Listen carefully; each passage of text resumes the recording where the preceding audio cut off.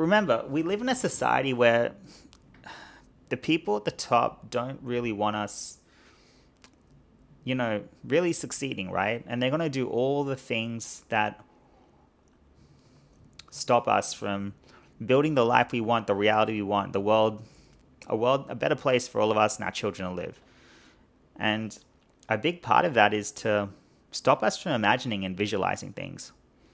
Now, I think imagination is actually the true metric of intelligence. And what I mean by that is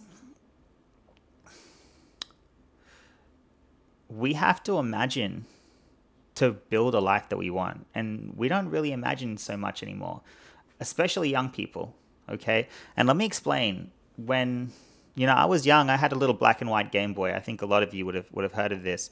And I played, Space Invaders and Super Mario.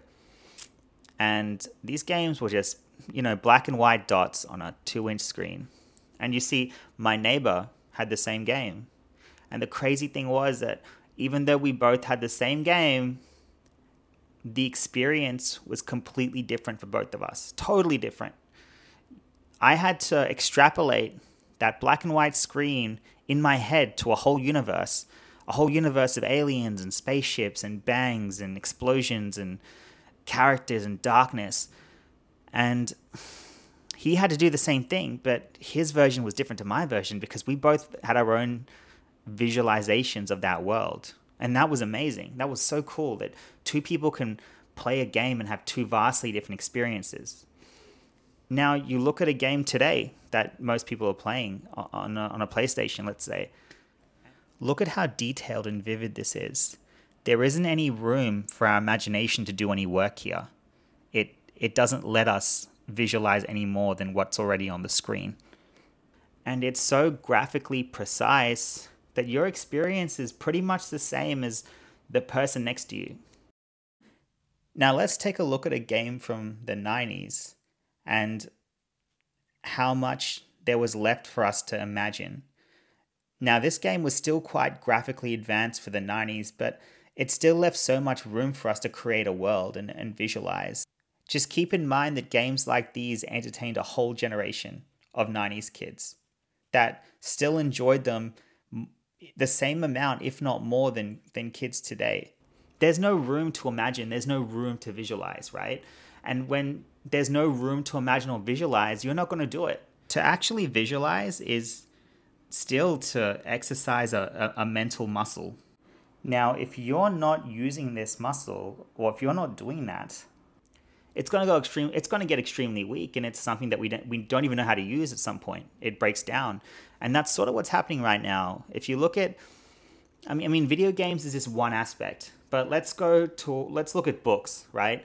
Most books become movies, and only when they get super popular do they become movies. So we have a very low rate of young people reading at the moment. And once a book gets big enough, it becomes a movie. So they never feel the need to read. Now, I mean, growing up, I read the Harry Potter series.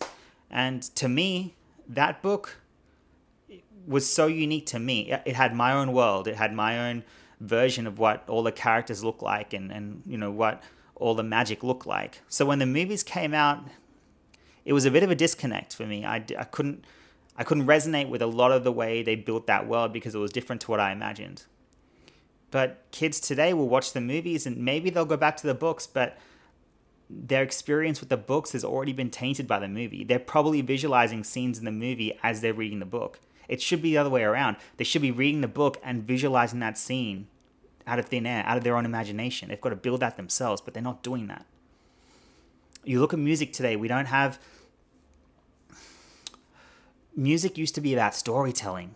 It used to be about emotions and dreaming. And I remember being, 8 years old and with my Walkman in the back of the car, and I'd listen to a song and I would look out the window and just visualize me flying through the clouds as a superhero or something. I would dream and I would listen to songs from Outkast or Slick Rick, and it would be a storytelling song and it would tell me a story, and I'd visualize a story in my head. You look at music today, there's no semblance of a story. It's just repetitive lyrics and it's a low vibration overall. No, there's no space to imagine. it's trash. And this is what most people are exposed to, especially young people.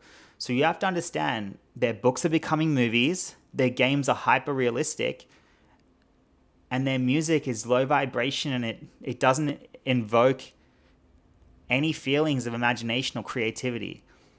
And you think about that and you wonder why so many young people and people in general are so unhappy right now. I think the first step to attracting the life that you want is visualizing. I think once you start visualizing, you can then start feeling. Once you feel, you can start changing the way you behave to change your vibration and attract something of similar frequency, right? If you're not visualizing, how are you going to feel? If you can't put those images, put that video in your head, or that visualization in your head of your life and how you want to carry yourself and how you want to live, how are you going to feel like that? And if you can't feel like that, how are you going to alter the way you are and how you present yourself to the world? How are you going to act in a way that can attract those things? As children, when we imagine it, it feels so real. And you know this feeling when you were a child and used to play with your toys, or used to just dream out in the backyard looking at the clouds. All these dreams felt so real. They were in your head, but they were so real. And that's what we need to get back to. There's value in going back to the old way of doing things. There's value in going back to reading books. Let your mind work again. Let it do what it does. Let it visualize again. And dream again. Don't forget to dream, because dreaming is the first step to feeling. And I dream so much. I never share this with anyone, and now I'm sharing it with the internet, but I dream a lot. I love dreaming. And I think no matter how ridiculous your dreams are, don't stop dreaming. And I'll tell you what, one of my dreams is to actually fly. And I don't mean on a plane. I mean literally levitate. And it's a real dream I have, and it's a real vision I have when I'm alone on a bus or on a train, and I'll think about actually flying. I've always thought about this as a kid, and people will say it's impossible, but I don't believe that. And I think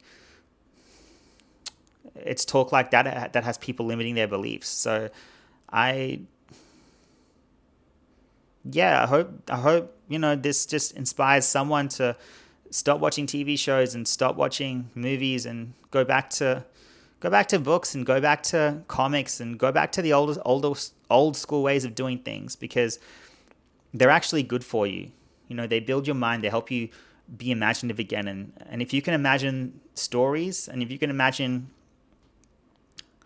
can make pics, just black and white text, a whole magical world that you live in every day when you open that book, then there's no reason why you can't extend that to your own life and start creating your own world that you can live in. And it's actually really amazing what you can do if you let yourself dream.